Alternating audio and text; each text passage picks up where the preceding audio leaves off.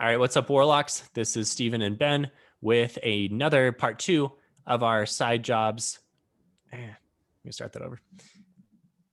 Hey, what's up, Warlocks? This is Steven and Ben from Photology with part two of our briefcases review. Part one was no spoilers. This is going to be full spoilers. And when I say full spoilers, I mean through Battleground. So we've already read Battleground. We're going to talk about these things in the context of what we know from Battleground. So if you haven't read Peace Talks and Battleground yet, go read them and then come back and listen. And then to get started, we're just going to rehash what we talked about in the non-spoiler really quickly. So we did a rating out of 10. I gave Briefcases a 7 out of 10. Ben gave it a 7.5 out of 10. Ben, do you still stand by that? You feel a little bit better about this than I do, I guess? I do. Yeah. I mean, it's not going to be my top 10 favorite books ever, but it was a solid entry. It gets a high score because Dresden, I enjoy Dresden so much, and it was a solid icing on the cake to Dresden overall. So that's why it's relatively high for me. Yeah, give our previous episode a listen and we'll talk through things like kind of our overall impressions. We're going to talk a little bit about just the history of the stories, when you should read them, why you should read them, why you shouldn't read them if you want a little bit of criticism. Then we talk about some of our favorite things. We'll talk about those things more, but we're just going to jump right into full spoilers. So yeah, I gave it a 7 out of 10, and kind of what you were saying, I enjoyed it a lot. I was able to go back after reading Battleground and have another helping of Dresden, like you were saying. And that was fun to read. I don't know if I'd go back and read again, just because some of these stories were a little inconsequential, but they were always fun to read. Dresden's always a fun ride. All right, so story number 1, A Fistful of Warlocks. And we're just going to talk through each one. We don't need to spend a ton of time on any individual story. Some we may even just kind of gloss over. So this one was interesting because it's actually from Anastasia Lucio's perspective, which is not a perspective that I would have expected to see. And it was years before. It's a Western back in Dodge City with Wyatt Earp and some kind of notable characters that you've seen from Western lore. So this is kind of like out of nowhere, right? A little bit. Yeah. So Butcher, kind of before he tells the story, and actually this is like the most, I think my favorite part of this is kind of getting into Butcher's head a little bit, where he kind of like breaks the fourth wall and tells you, I don't know if I'm using that term correctly, but he speaks directly to the audience and tells you why he Yeah, not quite and fourth wall, because that would be like in the story if they were the character was talking to you. In the story, right? Before the story starts, he's talking to you. Yeah. This is like they're in front of the curtain type thing and speaking to you. So he says that he wants to write this series of books, trilogy of books. I forget how many books he wanted to write, but he like envisions an opportunity in which he's able to kind of elaborate on this point for Lucio and tell her backstory a little bit more. And so it was fun kind of jump starting that process here.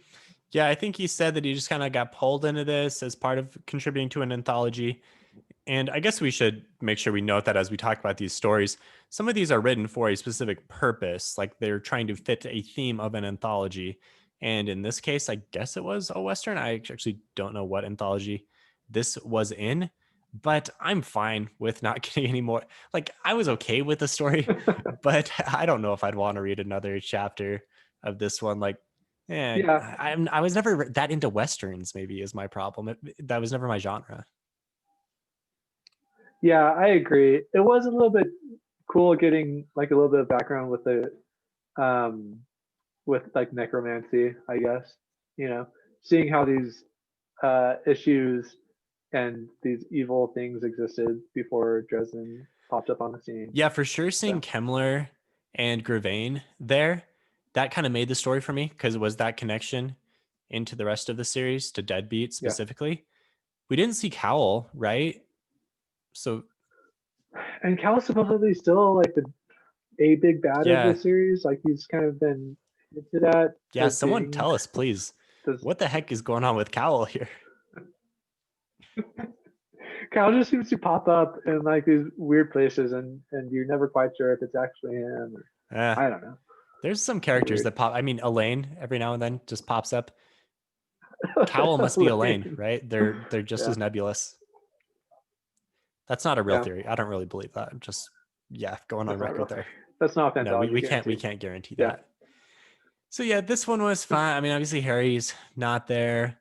It was cool having some tie-ins to real historical characters. I mean, again, I don't really know anything about Western lore, but I did a little bit of Yeah. Wikipedia searching, and it's fun to see like, okay, Wyatt Earp was a Venator and actually knew about magic and stuff. That was cool. Yeah. All right, so let's go on to the next one now. So this is the first of our Bigfoot stories. B is for Bigfoot, chapter 1 of 3. And the Bigfoot stories. What do you think of these collectively? I guess let's start with this one. But like, did you care for this backstory with River Shoulders and Erwin? Yeah, I did. I really did actually. I thought that this was actually one of the highlights of the, I guess, the overall packaging of these is seeing how Erwin kind of grew up and developed, and how Harry was able to have some guidance in his life from afar, and how he was able to pass on his own um, kind of musings of not having a father figure in his life. So anyway, there's a lot of cool stuff with this, and I think that this is an interesting start to that. Yeah, these stories all kind of have a lot of heart because of the father-son relationship that you talk about, and River Shoulders like wanting to be a part of his son's life, but also not wanting to be a part of it because of, he's a Bigfoot and he wants his son to have somewhat of a normal life, but to do well, but also, he's not doing well because of his magical proclivities here. And in this one, he's being picked on by some Swartolv bullies. And I thought it was fun to see Harry come into the Yeah, school and be like the undercover janitor. be Yeah. a janitor. Yeah, that was fun. Was this technically our first introduction to the Swart? The Swartovs? I don't even know how you say that. Swartov. I am actually not sure. So they were in the story in Side Jobs for sure. I can't. Right, but this takes place before Side Jobs, right? I mean, Probably depends on which story. Someone will have to let us know. I can't remember the whole chronology here, but yeah, this was nice because they're a really big part of things starting in peace talks. yeah, yeah. So that was cool, and it gave you like it made you think of the Smart Talks as more of like an enemy than we were Yeah, used for to sure. thinking of them in the, because this is like, ooh, this person is okay with his kids ruthlessly picking on a mortal and will kill Harry if he tries to intervene. Like that's pretty Yeah, for ruthless, sure. Going from where they are, at least our understanding and alliance of sorts with them is a little bit of a whiplash to go back to then see them being all evil here. Yeah. Hmm. Yeah. And do they just always ingrain themselves in the human world like this with their kids in a private boarding school? I don't know. That was kind of confusing to me.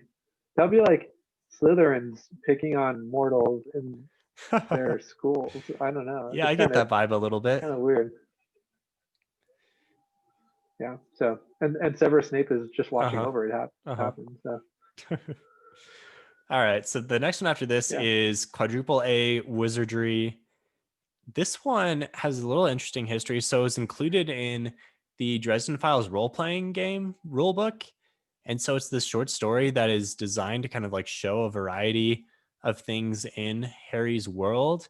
And with that background, I think it like makes a little bit more sense. But I mean, otherwise for me, this was a little bit of a snooze. It wasn't that interesting. So wait, this is when Harry's teaching Yes, his Harry's teaching the young students, and wardens, and it flashes between him and class to him explaining this situation where he's going to describe, how to deal with being a wizard. He's teaching the wardens. right. I thought it was interesting how, see, when I was reading this, I more thought of this as Butcher explaining how he writes his stories. You know how he's always like, oh, and then here comes like the thing that Harry didn't Oh, okay. consider, and it was this. So I didn't actually know that background. Did he talk about that? I didn't. I guess I didn't pick that up when, like, at the beginning when he kind of gives his background. No, I don't think so. It's just something that I actually researched. To something he Ontology knew. does do Ooh, research. student.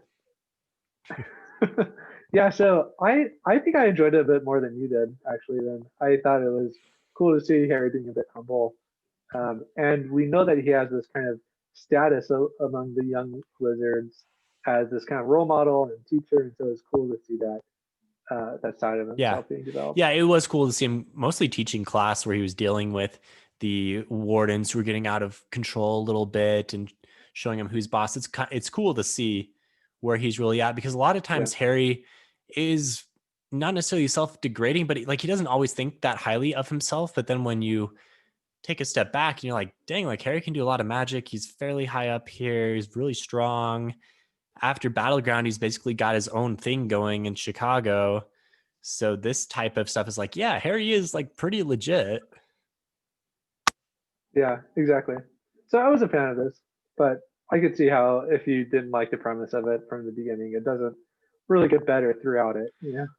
Okay, so next is episode 2 of the Bigfoot stories. I was a teenage Bigfoot, and this time Erwin is a little bit older, and he's attending more of like a boarding school type. Like I pictured it more like junior high-ish age, maybe high school. I mean, in the next one, he's in university, so maybe more high school. And he is sick. And so this mystery is Harry trying to figure out what's going on here, because he should have the appropriate life force to not come down with mono. And then there's a nice little twist here when you figure out what's actually going on. I mean, this was kind of the same for me. I don't know if I liked it quite as much as the first Bigfoot. Yeah, I didn't love it as much because, for one, we didn't have very much Erwin actual interaction. Right. I did enjoy, so I don't know. I also thought the twist at the end was like a little bit weird as somebody who also struggles with hair growth. Hit to a little too close to too close to comfort, right? If I could siphon off some magical energy from a baby Bigfoot, really? I might do it. Really, with the immoral decision. Okay, wow. I don't think I can't support you I don't know. in this. But of course, if you're watching YouTube, you can see that I have an amazing hairline, so I'm not worried about this. So but again, my main complaint here is that we didn't act like I thought that Erwin was a great character as a kid and as a college student, and I just didn't get to know him at all as a high school student when we could have. Yeah, plus he was sick the whole time. I mean, he was like unconscious. Yeah. So I don't know. I thought the draining the life force to restore the hairline thing was funny. I thought it explained a lot about LeBron James and Michael Scott after season 1 of The Office. They probably underwent similar things. Yep. Yeah. All right. Next story, curses. So Ben, do you know anything about the Billy Goat curse other than this short story? No, I don't. I parsed together some knowledge from it while listening, but I had no idea about it. So the Chicago Cubs won a World Series in the year 1908 and didn't win again until 2016. So 108 years. And the reason for this, the speculation, the conspiracy theory in Chicago was about this Billy Goat curse, which Butcher is obviously keyed into. Butcher's not from Chicago. Like he just chose Chicago. So he doesn't have this background, but I mean, knowing anything about Chicago, like at some point you got to include this because this is such a huge part of being a Chicagoan. Yeah. And this is definitely going to be part of our Chicago tour. We're going to. So we'll stop by Wrigley Field because it's the site of, the parking lot outside, which I've told doesn't actually exist and doesn't make sense. But the fictional parking lot outside is where he had that duel with Ortega. And so we can also stop in at Wrigley Field for a game. The curse has since been broken. So it's fairly good timing. Yeah, well, you can thank Harry Dresden for kind of doing that, I guess, although at the end we don't really know. Well, no, he decides not to, right?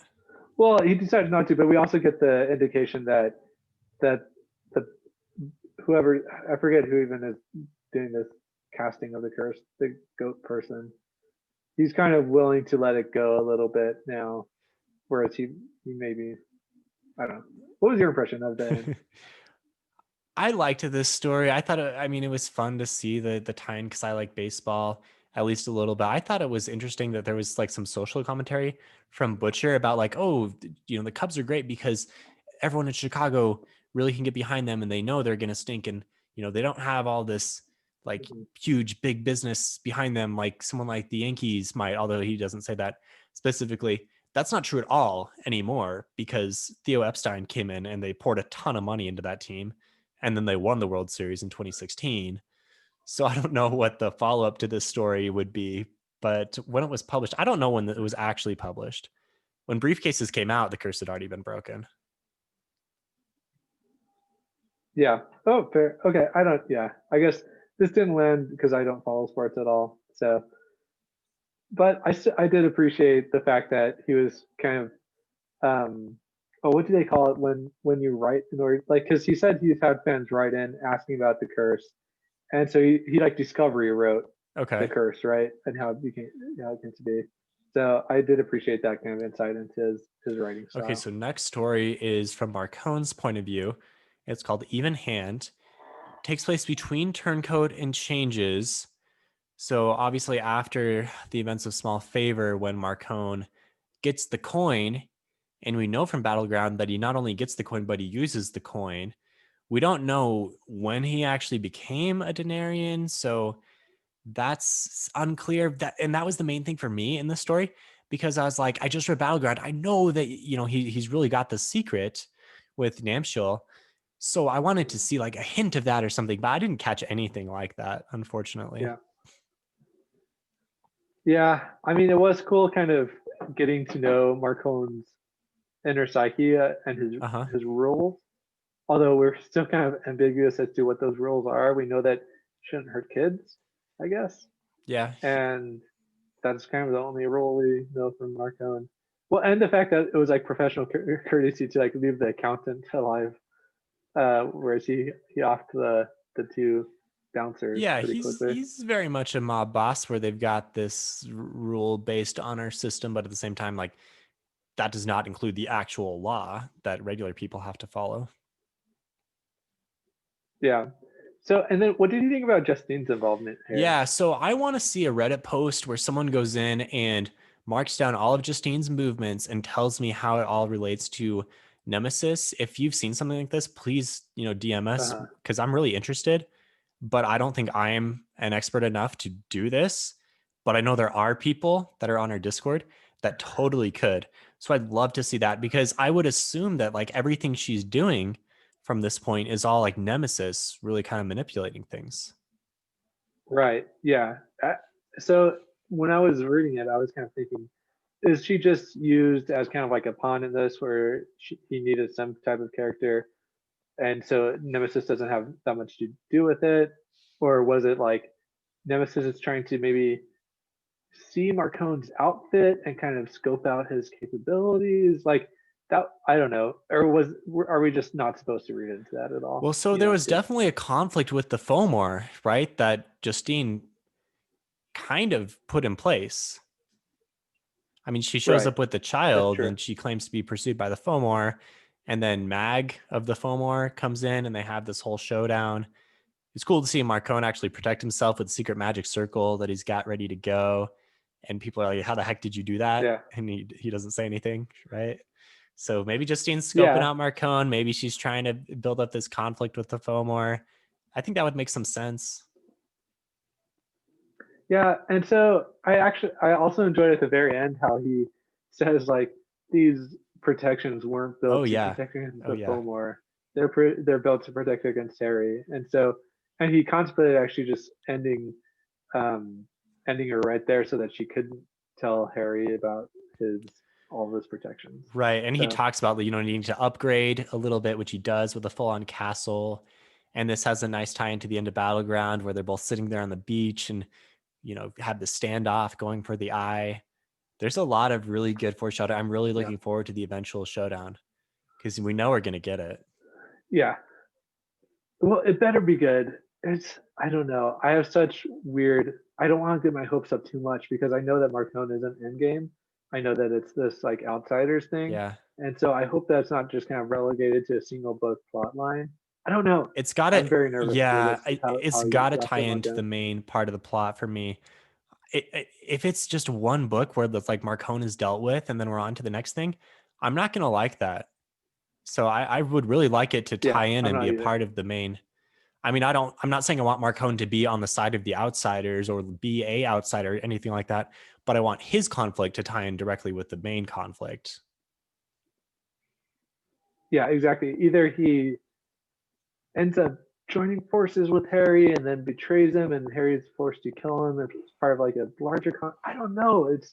It's hard to know. I'm nervous about it, like I said. So okay, we'll so see. Bigfoot on Campus is the third and final of the Bigfoot trilogy in briefcases. And I like this one, I think, the most because college is cool and he has a Yeah. hot girlfriend and there's some drama. And I think it's really fun. So I really like this one.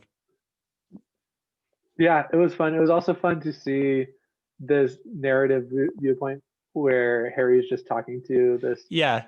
I don't know if it's a cop or kind of a security guard for the campus. And Yeah. like the security guard is like, this, assuming that this is true, you forgot that, I don't Yeah. know.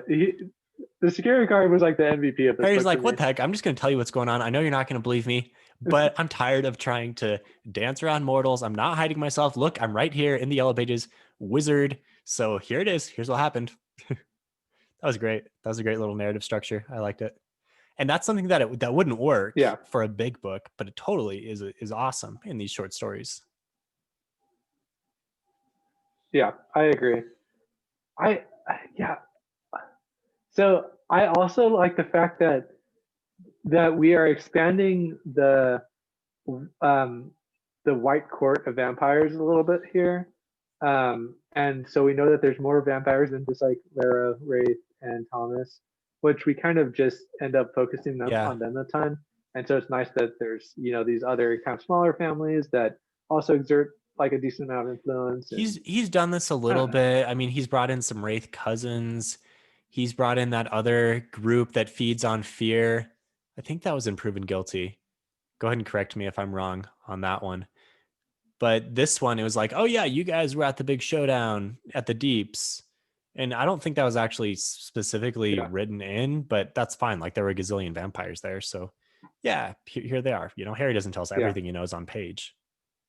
So that, yeah, totally works. Yeah. And I like the fact that like here's another White Court vampire that could be a good guy. Maybe she learns from Thomas a little bit, and maybe she's able to just have enough psychic energy from Irwin to kind of make her life fulfilling without the threat of killing him. I don't know.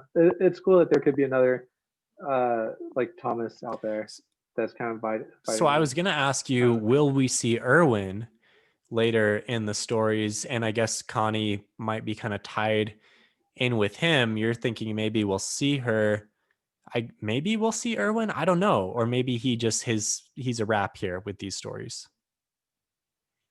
Well, I sure hope we do, because River Shoulders is still alive after Battle. Oh yeah, right? Yeah, and he has probably one of my favorite moments when Harry's like beaten down there fighting Ethniu, and it seems like it's all over. And then this is essentially like the portals scene from Endgame when he looks up and there's River Shoulders on top of the van or however it is, and like the sun is just setting, and you can, or it's like a Gandalf coming in, on the third day. Like that was so perfect. Or was that the third day? Whatever day it is that Gandalf comes in. Was. Yeah, it was pretty good. But he was knocked out pretty handily by. Did he have like a broken leg? Yeah, they're all pretty injured. Yeah. I need to. But so the fact that, and we know that he promised to have more of a relationship with Irwin after this, and so it would be cool to see them kind of team up, do like a father-son duo. It was also interesting that Irwin was able to like learn everything he needed to know about the wizarding world from the internet. Yeah. Very easily. It's like, oh yeah, I know about that. Google 10 minutes. And Harry's like, what? I can't believe you know how to do that. Yeah, exactly. So I like you. I thought that this was probably my favorite one. It was for sure a nice wrap up with. Okay, so now we go to two Molly Carpenter stories back to back. So Bombshells is the first one. I hope I have these in the right order, maybe slightly out of order, but Bombshells. So this one's Molly after changes, before Ghost Story, and she's really down on herself, and she's blaming herself a lot for Harry's death, which makes sense based off what's happening here. Justine again involved in showing up and setting things in motion here. Leah as well. This is another time. It's kind of weird for me that they were trying to rescue Thomas again. Like, how many times do we have to rescue Thomas?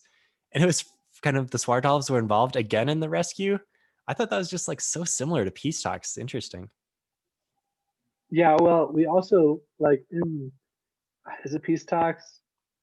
I don't know. We know that Thomas is kind of has a mutually beneficial relationship with the Smart Elves. We'll just say Well, that. And that's at the end so of that was this kind of, one when he's like, "Yeah, I've been well, I know. just been plowing my way through all the Swartolves here."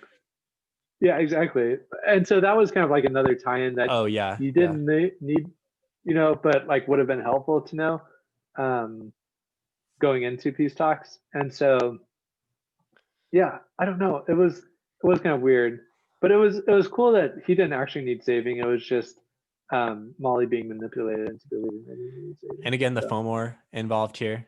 So maybe yeah, Justine is the nemesis has this real strong connection to setting up conflict with the Fomor. That seems to be something that we would put on our conspiracy theory Reddit board. There's obviously something that Nemesis is pushing for, and maybe that was the whole thing, was to set up the conflict so she had a chance to get onto the island. Is that the extent of Nemesis's plans? Like, yeah, does she have anything further past this after it failed? yeah. I don't know. I don't know. I see. I'm just gonna read these and just assume that Nemesis isn't a big key player here, even though I know that I shouldn't. But I did enjoy like the Charlie's Angels aspect of this Oh book yeah, of this short story. That was yeah, fun for totally. me. And so I feel like diving too much into the Nemesis kind of defeats the purpose of kind of just these fun ride type short stories where you just embrace this fun scene and fun imagery and just kind of go for it. So So, what do you think of Molly's viewpoint? Because her viewpoint here was pretty different than in Cold Case, the next story. yeah, I guess this is kind of Molly at the peak of what I wish Molly would have stayed. You know, Real, I mean, so she was pretty beaten down here. Like, this is kind of in her ragged lady type of days.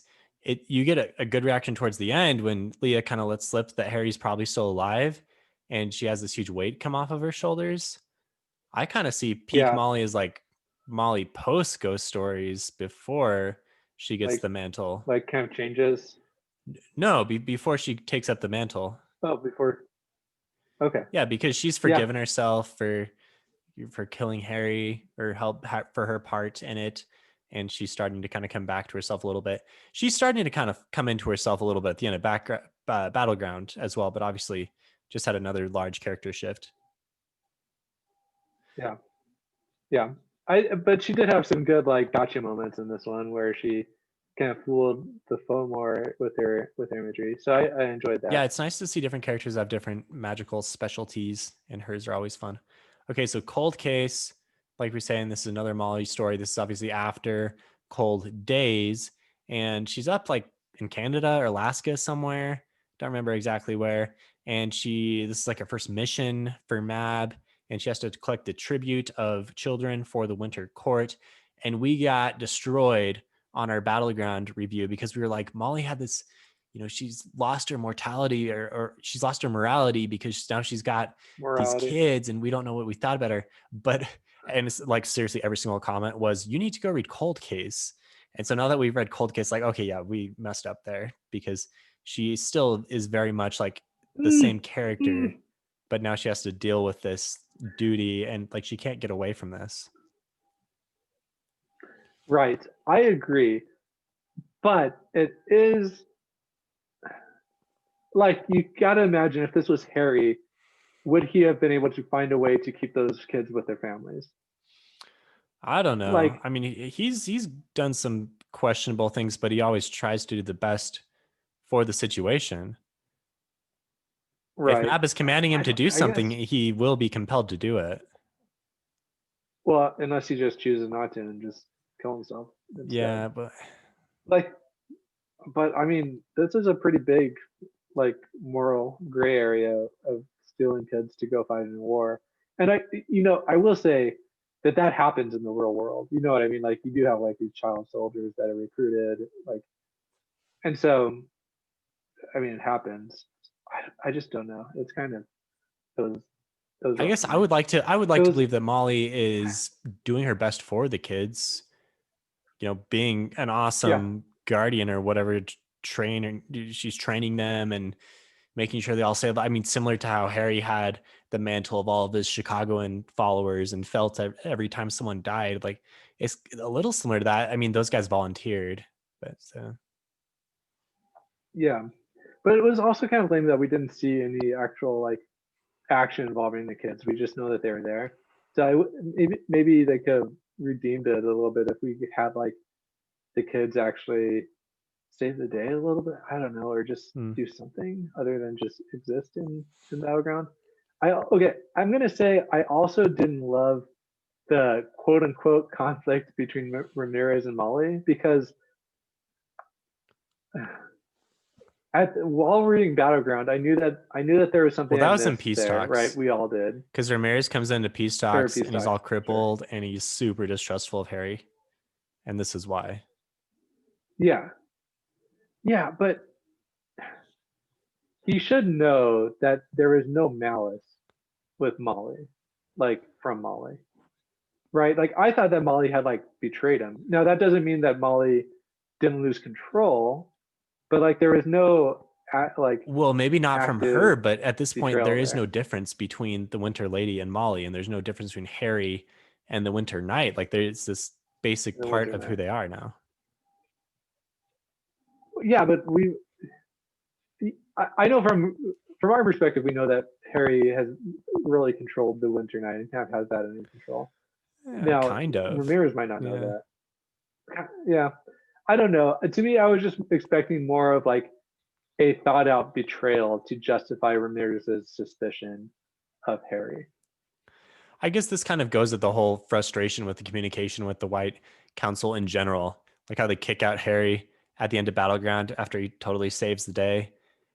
But also, he is a member of the Fae, and there's just all this years of distrust. And I think a lot of it just has to do with how old these guys are, and they've been around for centuries, and they have all of these relationships and ways of doing things all nailed down, and they're not just going to change. And so if Harry is now part of Winter, he's an enemy, end of story. Yeah, I mean, that's fair. So do you think that Molly and Ramirez will ever be able to reconcile? Because I gotta admit, this was a pretty fun seeing them in action together. Back before they had the Twilight Gone Wrong scene. I hope so. I would like to see Molly have some luck in her love life. It's been pretty rough so far. Yeah, it's true. But we know that now. We also know that Molly can never be intimate with somebody. That seems weird. I don't know. Yeah, is that how we read it? And we may need an expert to come on and tell us, but it's so basically what Mab was saying is you are the Winter Lady, therefore, there's none of that. You can never be you can never be a mother type thing. Exactly. I don't know. I don't know. Kind of that's sexist. Kind of weird. The Winter Knight can go crazy with his sex drive. The Winter Lady, no. What's up with that?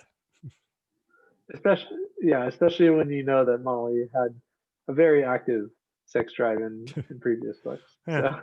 All right, let's go on to the next one. Jury duty. This is a small one. It's a Harry point of view.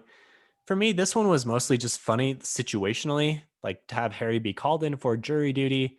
That is funny to have a wizard do that, and so the story was fun, and Harry gets involved and investigates, and it's fun to see him kind of go back to his roots a little bit as a detective as well.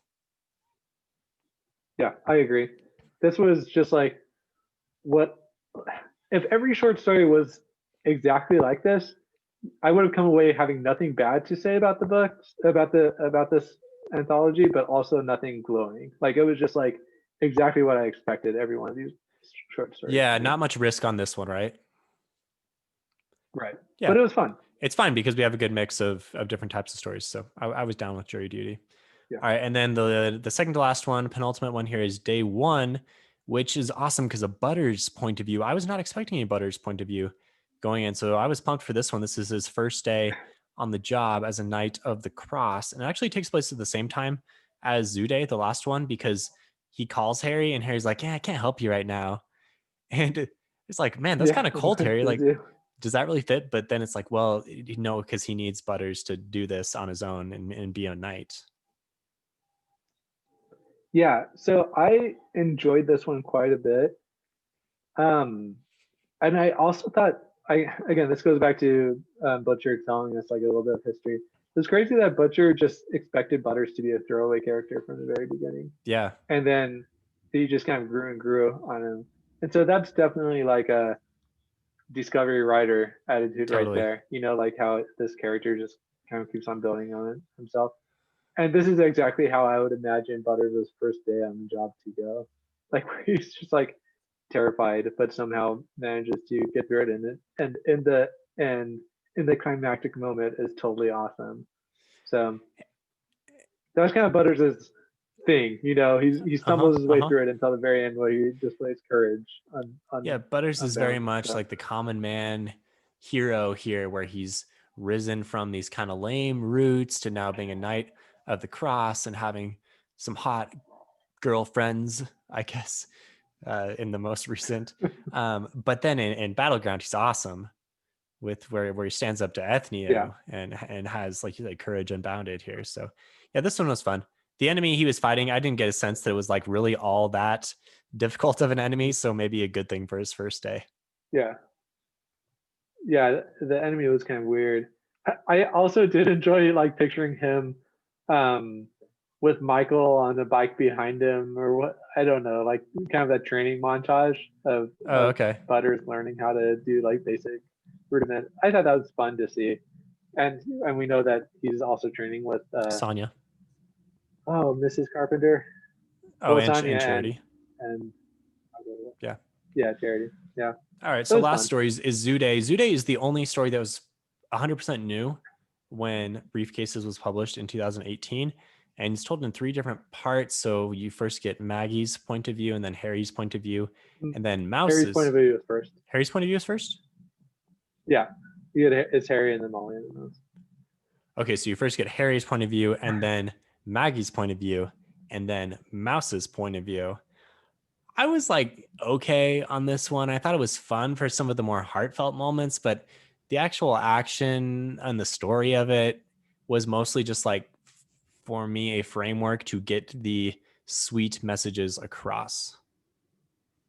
Yeah, I mean, I think Maggie's viewpoint was awesome in the sense that, what did the spooks, or what were they called? Like I believe so, yeah. Yeah. Or the haunts or something like that. Something like that. The haunts, yeah. That was cool to see her deal with that. And then like, I don't know, it's cool to like see the magical world and how children relate to it. And that was actually something we saw in that quadruple A book too. So yeah, I enjoyed this one. I also enjoyed Mouse's viewpoint. And this is where I go back to say, for some reason, Mouse had a very similar voice to Harry and me, but like the fact that like Marsters was using like this weird British accent for Mouse, I thought that was it Marsters all the way through? I think so. Actually, not sure on that. I know that for Side Jobs it wasn't. No, because there's a woman for Lucio's point of view. So, but I think it was Marsters. I think that this was Marsters in this one. I don't know. I thought the narration saved the voice though.